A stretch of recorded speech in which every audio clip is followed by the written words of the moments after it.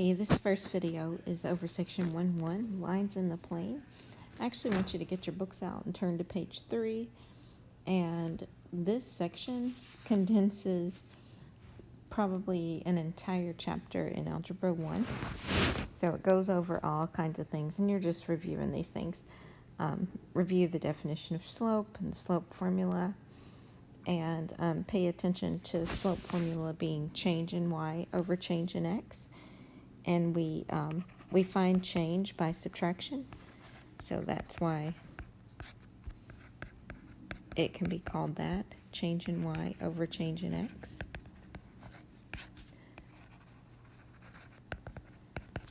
And on the next page, maybe just go through one part of the example, or just look through it and see how, remind yourself slope formula and zero slope and negative slope and positive slope, undefined slope.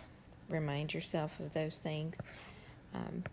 I do have the little slope tree, which you might have seen before. The lines that make up the slope tree are all the possible lines in the coordinate plane. So we have this positive line sloping upward.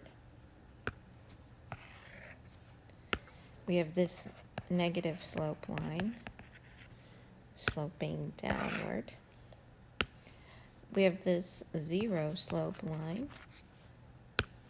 that is horizontal. And we have this undefined line, oops, can't write that, that is vertical.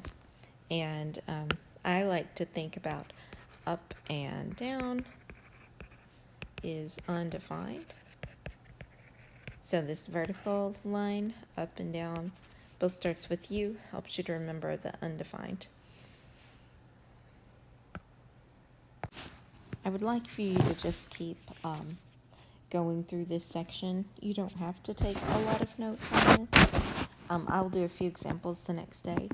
So the next page, page 5, talks about the point slope form of a line. Sorry about that. Make sure you pay attention to that.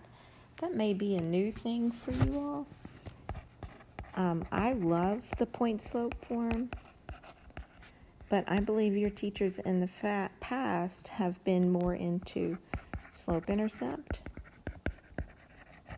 which is y equals mx plus b. It's called that because it has the slope and the y-intercept. But the point slope form is this form. A lot of people are hesitant to start using it because they like slope intercept so much, but point slope is great too. It's called point slope because we've got our x1, y1 here. There's your point coordinate. And of course there's the slope. So it's very handy. So you could look through example 2.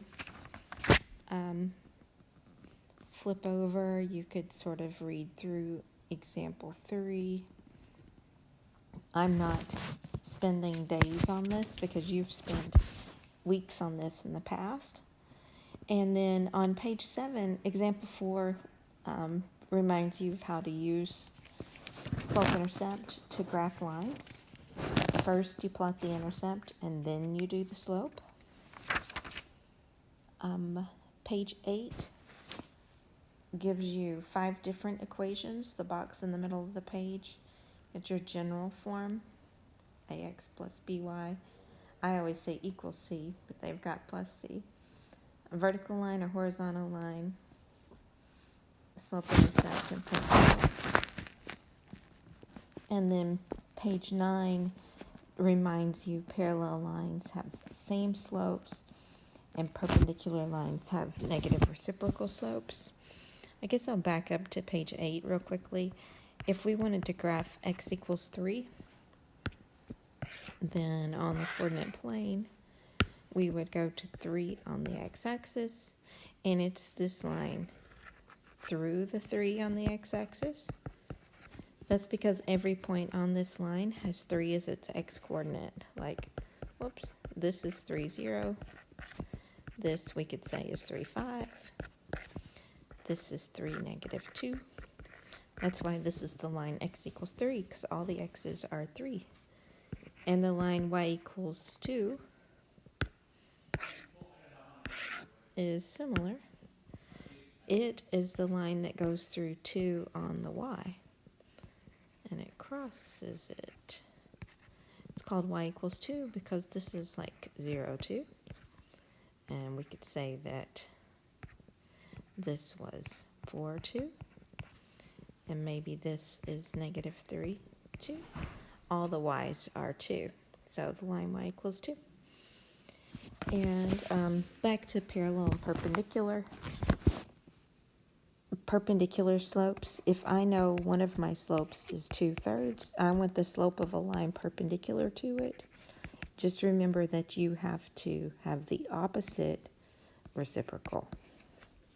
So if your slope is -6 and you want the perpendicular slope, you need the opposite reciprocal. Of course, we wouldn't do positive symbol there, but I'm just stressing that. And then the last page, example 7, reminds you of how to come up with that equation. And example 8 is using your calculator. So I know that's just a brief talk through section 1.1, but you've done this for a long time.